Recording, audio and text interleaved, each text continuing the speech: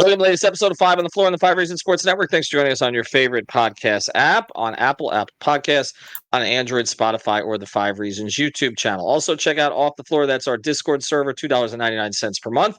Communicate with Heat fans and others, including us, there all day long. Get off of Twitter, X, get away from the political stuff. Just talk hoop, unless you guys decide to take it somewhere else. But again, $2.99 per month. Link is right here in the description. Also, check out Better Edge, NFL season right around the corner. We're going to be running contests on Better Edge. We're going to be giving away stuff to people who follow us. All you got to do is answer a bunch of questions. That's free. Also, if you want to play on Better Edge, the best thing about it is there's no VIG. You're not giving away money to the house for free. That's what makes it different from other legal sports books. And yes, this is a legal social betting marketplace. You can find the line that you want. So check it out. BetterEdge.com. That's with an O. BetterEdge.com /5 reasons or BetterEdge.com and use the code 5. That's the number 5 RSN. And now today's episode. Down the Biscayne. Yay. 5 on the floor, ride for my dogs. Where here's the thing, you can check the score. Hustle hard, couple scars, wearing bubble frogs. Just like Butler said, you in trouble, y'all. Kept the flow playing, got it all band. Y'all seen the block, stop with one hand. And Pat we trust, it's power, have the guts. We're here to bring the heat, y'all can hang it up. Welcome to 5 on the Floor, a daily insider show on the Miami Heat and the NBA, featuring Ethan Skolnick, Greg Sylvander, and Alex Toledo, plus others from the 5 Reasons Sports Network. All right, welcome back to 5 on the Floor. Here's today's floor plan. I'm Ethan Skolnick. You can follow me at Ethan J. Skolnick on 5 Reasons Sports. I got Greg Sylvander. You can follow him at Greg Sylvander. Of course, one of our other sponsors, Prize Picks. Greg, I don't wear many hats, so we'll throw this out there. Use the code 5, put down $5, and you'll get $50 to play. So they got a 10-1 match at Prize Picks right now, our official daily fantasy partner. Of course, NFL season is coming up. We told you to get in on that Tyreek Hill play when it was 89.5 yards for the season opener. I checked today. Now it's at 96.5. So apparently Tyreek has gotten faster over the last week because now it's at 96.5 yards for their first game against Jacksonville. Go check out the props today. Make sure you get in before the Dolphins season opener. All right, we are in the middle here. We're not in the opener. We're halfway through. Greg and I have been counting up from 1 to 40. Also, check out the other episodes. We've been kind of sneaking in there. I did one with Alex about Jimmy Butler being ranked the 6th best small forward in the league going into this upcoming season on Hoops Hype. So we had some Tatum, Kawhi, and Paul George debates. Make sure that you check that out. That's there on the feed. But so far, we've gone 1 through 20. Before we get to 21 to 24, which I did put this all on Twitter, and I asked people what their guy for 21 is, and it's a consensus to a degree I did not expect. So I'm going a certain direction here because I'm going to honor our followers, viewers, listeners, because if I don't, we have nothing. But I will say here are the ones that people are most upset about from the first 20. Okay. I would say the number one upset is Dragic over Haslam. We discussed it in the last, right? Yeah, it is. But I think, like, in retrospect, Goran was a really, really good player. But, yeah, I get it. And if we want to just I don't know what the word is there. Basically, if we want to move him up in spirit, I'm good with that. We can move on. That's cool. Do you see any way that Udonis could have been higher than 9, though? Because we have him at 10 behind Dragic, right? I don't think he wasn't a pillar. He wasn't a pillar star of any of the builds, right? That's kind of where we set this. That's the others all were our weird criteria that we've came up with on the fly. But still, to your point, right. I think that he just the ultimate Heat culture guy, the ultimate glue guy, the ultimate role player. But he would tell you that he was never like the number one option type guy, and that just wasn't him. But he still belongs where he is in the top 10. Yeah, I think so, and probably could have put him 9. Goran, by the way, got plenty celebrated this past weekend, so I don't think he'll be upset at me or you or anybody else if he slips from 9 down to 10. I do think Goran's a top 10 guy, but again, we could have flipped that one. The other one that has upset people, but more viscerally, because look, people really like Goran, right? So it's like they're debating it, but then they'll say, "Well, we love the Dragon, whatever," but he shouldn't have been ahead of UD. Okay, I put Herro 16th. I knew that was going to create a stir. And it got ugly in the comments, as we knew it would.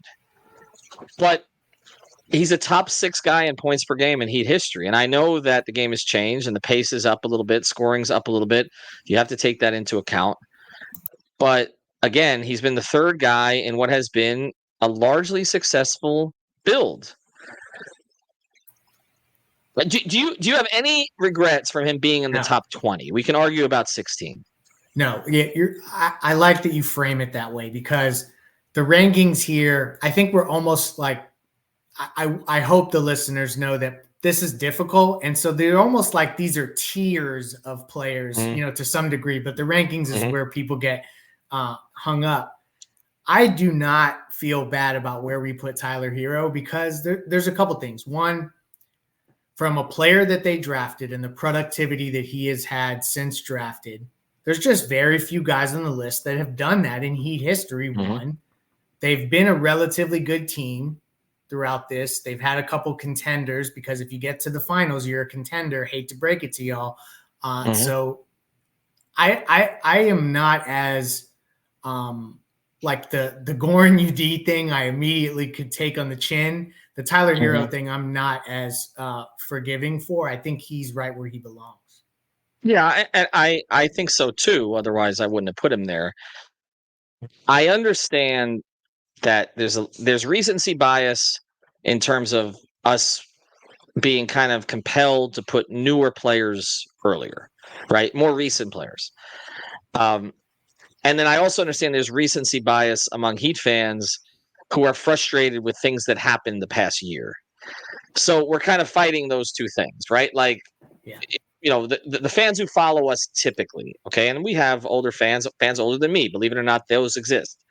But we and older than you, or in the pocket between you and I, okay. But the large majority of those who follow us on social media, who we interact with the most, are between Brady's age and Alex's age. Yeah. Right. I mean, they're in that. Alex is what, 28? I think 27. He'll be upset at me for not knowing this. I mean, Brady's 21, right? Most of them are in that time frame. Are in terms of what is it? Is that Gen Z? Is that Gen Z? We're not in. It My daughter's sounds right. Alpha, right? Okay, I'm Gen X. You're millennial, right? I think so. I mean, I'm 42, so I don't know what that makes. You're on the edge. You're on the edge of millennial and Gen X, I believe. All right, but most of those who follow us are probably Gen Z. We should poll that actually. Like, we should see where our fan base is, and for them. Again, there's a push to get Bam higher, right? To get Jimmy higher, and yet to get Tyler lower. Yeah. It's been a tough summer for Tyler with Heat fans. It really has. Right. So we're trying to balance all that, but when a guy was drafted, 13th overall, has the bubble run that he had, wins a 6th Man of the Year award, okay, is rewarded with a contract, which again, Heat fans may not love it now, but most were in favor of it at the time, has improved year to year. And the building wakes up when he's good. You said it, right, Ethan, and you have to be there to know that. And I'm not saying I'm there often at the home games, but I can tell you that Tyler makes the fans feel some type of way. And that's why I'm not saying sorry for where we ranked him. Okay, so that's fair. All right, well, we're gonna talk about a sponsor here, and then we're gonna get to our next 4. And just so everybody understands how we decided to do this now, we're switching off so that we can have a little bit more disagreement on these things. So we're switching off. So it's actually my turn to go first now, because you had 18 and 20. I had 17 and 19 in the last one. So I have 21 and 23 today, and you have 22 and 24. Before we do, though, if you want vintage Heat jerseys, pretty much everybody that we're talking about today, Jose can get a jersey for you of one of these. Here's a little bit more about jerseys305.com.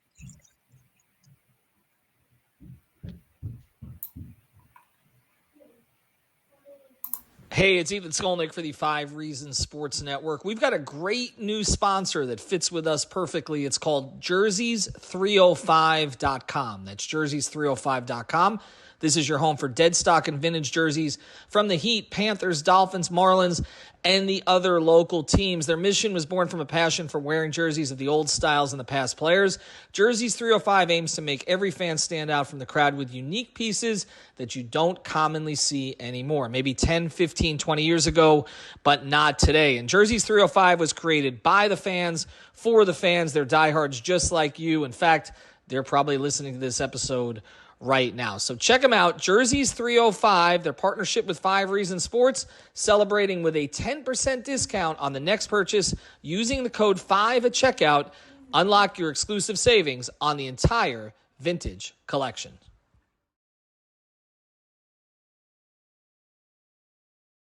We play that because I'm guessing that number 21 on my list, or our list, is probably a jersey that he can get. I have to go with Rony Seikaly, because when I put this out there on Twitter, I would say 80%, whether it's Twitter, IG, I put it on my personal IG, who's 21, everybody said that the person we passed over was Rony Seikaly.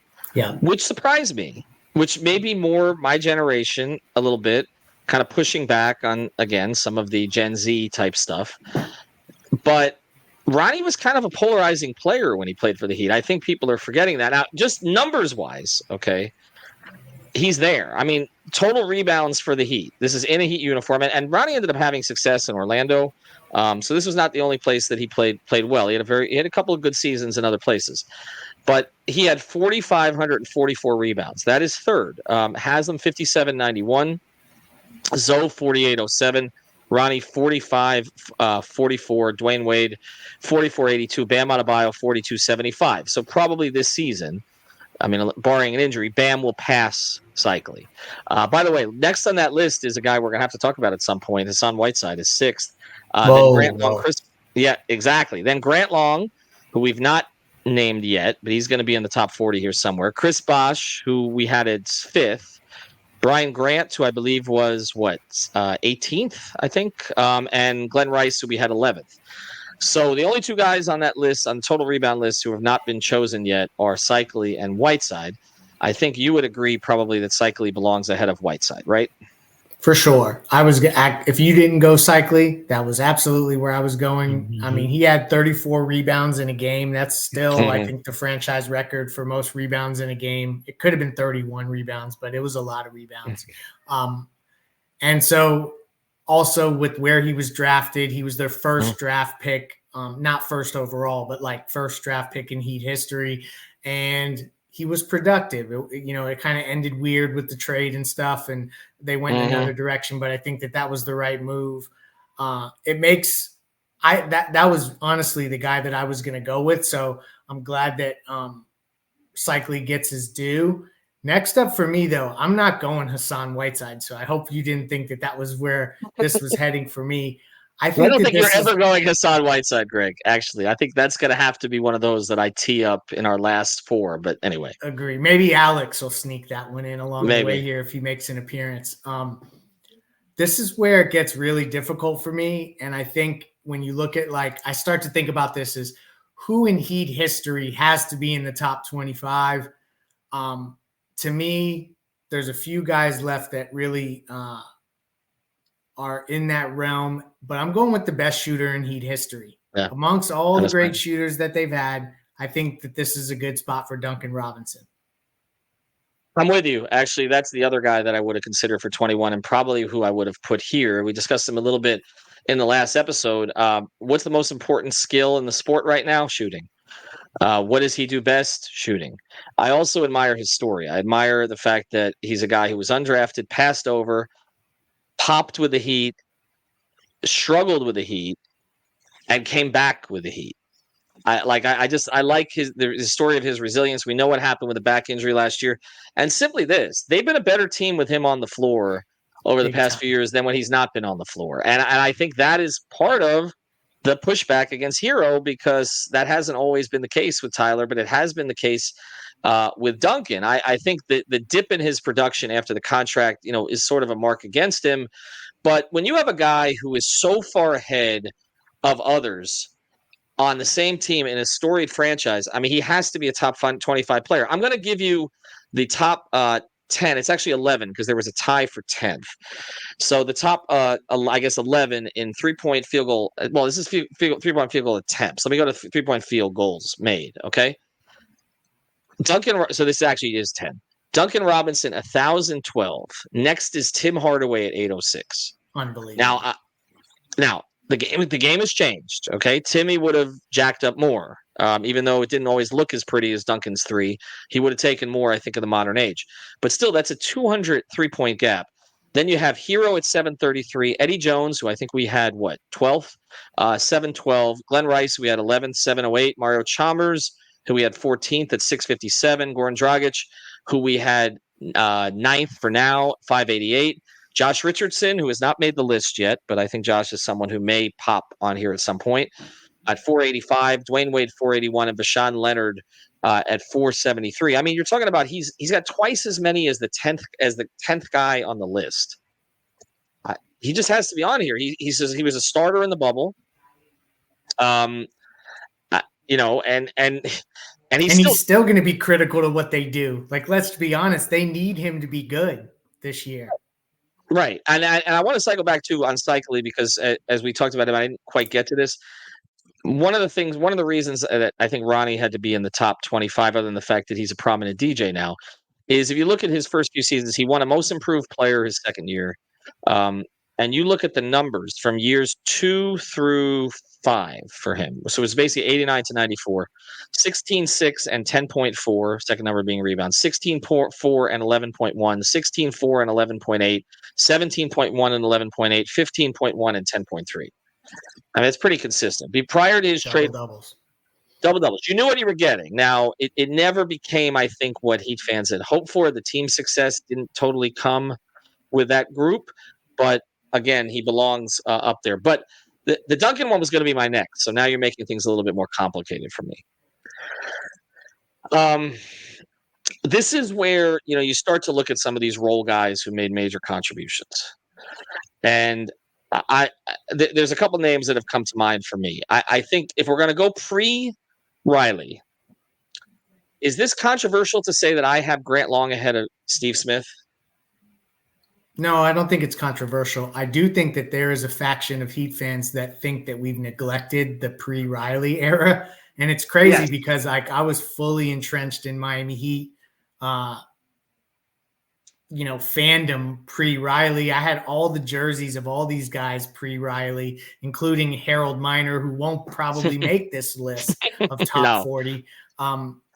But I think Grant Long, when you just talk about longevity, he was like UD before UD. I get it. I'm with you there. Steve Smith probably is. We're getting close to Steve Smith territory just off talent alone, but I don't think it's that controversial. And I also think Grant Long is probably perfect. He fits perfect right in this range within Heat history.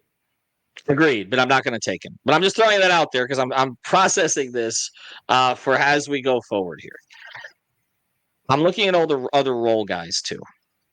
And as we start to look at the leaderboards, because I'm checking these as we go, because I want to make sure we're not missing anybody.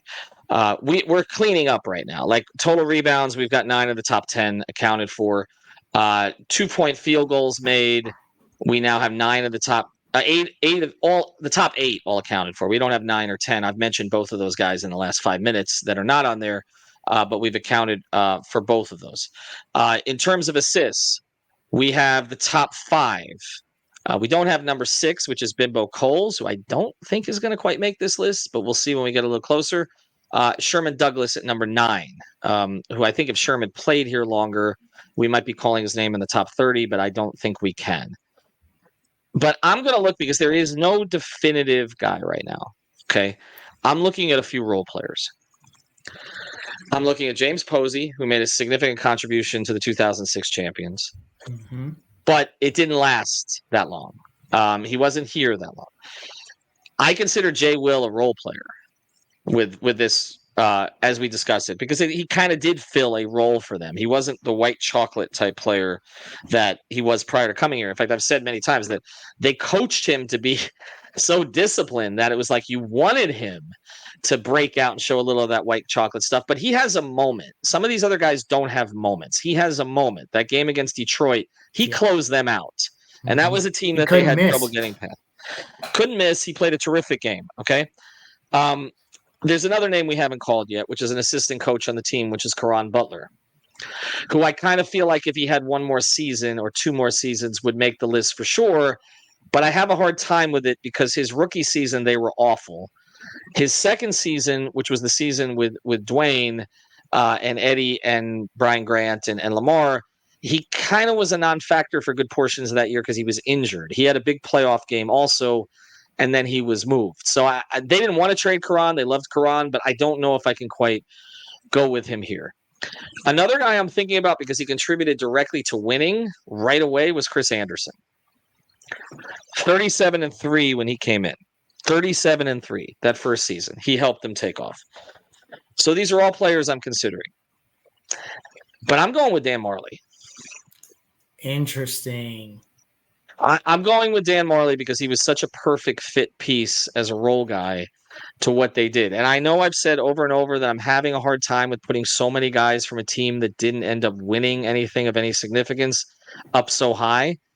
But when I look at, you look at Majerle, Bowen, who came in, but Bowen wasn't here quite that long. Dan was a fan favorite for a lot of different reasons. I feel like Mike Miller would have made bigger contributions than Dan if he'd been healthy, but Dan managed to play more games, fit more into the rotation, even though he was a diminished player by the time he came. But I was looking at Majerle, I was looking at Posey, I was looking at Jay Will, I was looking at Walker, I was looking at Karan, looking at Chris Anderson, looking at Grant Long, but I'm going to go with Dan Majerle at 23. And it's not a statistics thing. It is like the organization felt seriously damaged when Juwan was taken away. And the next move they made was they signed Dan Majerle, plugged him in next to Hardaway, and he just became a core piece on 55 to 60 win teams right away. So I'm going with Thunder Dan. I like that. I like the stroll down memory lane with Thunder Dan. He was such a big two-way piece for Miami. Like that's the other thing to not forget. He wasn't just some long-range shooter. They relied on him on the defensive end in ways that that you see very few guys get that kind of like nonstop best player on the floor assignment. He was getting that for quite some time until Bruce Bowen emerged very, very late. So for me here, now we're at what, 24? Is this what this is? We're 24. Yeah. So I think about who has to make the top 25, and we're going to tackle 25 on the next episode. This is where I think impact on winning should have a big part in it. But I also think we should think about achievements. And Anthony Mason made an all-star team in Miami. It was one season. I'm slotting in Mace right here because of that all-star season. I think he should get a spot in the top 25. Now, he would be the only guy who made an all-star team for them that we hadn't called yet, right? Correct. Because I'm looking at it, I don't think Karan never made an all-star team for them. He made an all-star team when he was in Washington. Right? Correct. Not with the Lakers, but he didn't make an all-star team for them. I think that'll be controversial because I think a lot of people have kind of put that season away in their memories. It's actually one of the more interesting seasons I've covered. If you look at the way that it started, I actually think it's one of Pat's 3 or 4 best coaching jobs with the Heat because they were left like, I don't want to use certain words because we were talking about a serious health issue here, but they were not expected to do anything. Let's just put it that way. Like that bomb hit in camp. And I remember being at FAU sitting next to Barry Jackson, of course, all the way back in the year 2000. And they had just like put together this perfectly fitting team. Like they finally moved on from Mashburn, from PJ, guys that we've talked about. And they get not only do they get Eddie Jones, who was kind of the prize of it, but they get Brian Grant to come. They paid him more than he expected to get paid. But Anthony Mason was kind of the throw-in piece, and he had this history with Pat. So it was like, okay, he could be problematic, but he wasn't problematic for Pat. And they bring him in, and so it was supposed to be, I mean, you talk about Pat wanting to play big. It was supposed to be Zoe, Brian Grant, Mace at the 3. Initially, there was some talk, okay, maybe Bruce Bowen would slot in at the 3 spot, but most likely it would be Mace sort of as a point forward. And then you had Eddie Jones and Tim Hardaway in the backcourt. And there was a lot of excitement for this. If you recall, Tim Hardaway at Zoe's Summer Groove was leading the Eddie chants because Eddie Jones was in the building. They wanted all that. Now, part of that was, I think Timmy wanted to be done with MASH because there was not a great relationship there. But he sold it. Okay, he sold the whole thing. And you looked at that team like they had a lot of nice pieces too. And it was just like, okay, that is a perfectly form-fitting for that era. Now you would be like Anthony Mason at the 3. No, you're not doing that. Anthony Mason should be a 5 in the modern era of basketball. But Mace could handle. He could pass. And again, Pat knew how to use him. And he had a great first half. He really did. Now, the negative there, okay, well, a couple of things happened. One is they ended up with 50 wins. I thought Pat could coach anyone to 50 wins after that season. I was humbled right after that, but well, that's the problem because see, they started so when they came back with Zoe, because they actually started the season with Dwayne Caldwell at the center. Yeah. Okay. Pat tried Dwayne Caldwell for about 7 games, and then that was it. All right. If I recall, maybe it wasn't even that many. And then finally decided, you know what, we're going to play Brian Grant at the 5. That's it. We're going to play Brian Grant at the 5, play Mason. Play Bruce Bowen. They slotted Bruce Bowen in the starting lineup, similar to what, and this is another name that should come up here, even though we had a short run, similar to what happened with Luol Deng in 2015-16. Most important signing in Heat history. Had a damn good year. He had a damn good year. I mean, they took off when he went to the starting lineup at the 4, when he had been playing at the 3. But I think so. Let me do the math here. They were 42-27 before Zoe came back. And then Zoe came back, and it didn't happen right away. They were 8-5 down the stretch. I can't remember what I ate 3 days ago, but I can remember this kind of stuff off the top of my head. It's crazy. They were 8-5 in the last 13, and then Mace just quit. And that's the only reason I was thinking maybe not top 30 for him, because he did. I hate to speak ill of the dead and all the rest of that, R.I.P. Mace. But it was kind of well known with that team that like he just, once Zoe came back and the offense started to kind of shuttle back to Zoe after it had been very Anthony Mason centric, that he was not happy about it. He was not the only one, but there were a lot of reasons, but they got blown off the floor in the first round. Like Charlotte, it was bad. I remember Pat's press conference, and we had a big headline. I think at the time, 2000, I was at the Palm Beach Post, but it was like embarrassed and ashamed. That was his quote. They just got bludgeoned. Like they got run off the floor by Jamal Mashburn, Ricky Davis, and Eddie Robinson. If you remember Eddie Robinson, just PJ Brown was there too. PJ was there also. Exactly. No, because PJ had just come over there, and so that it was, the whole thing was embarrassing. They got wrecked, and then it was kind of the beginning of the end for 2 years, because the next season, as you mentioned, was like every guy with 1 year left on his contract who had been like a pretty good player somewhere else was on the Heat roster, like Jimmy Jackson, Travis Best, Cedric Ceballos. There were a whole bunch of those type of guys that were on that team the next year, and then they drafted Karan, and my selection a little bit. I drafted Wade. I would not have gone this high. I'll just say that because but again, that's the beauty of this, is that we have different choices here. And I think a lot of people wouldn't have gone quite as high with Majerle as I did, and may have slotted in one of the 06 champions. And that's fair. And I feel like we're getting close to slotting in more of the 06 champions. But I would not have gone this high. I would have had him probably top 30 to 32. But it's just the way that season ended. It was great first half. It was a great first half.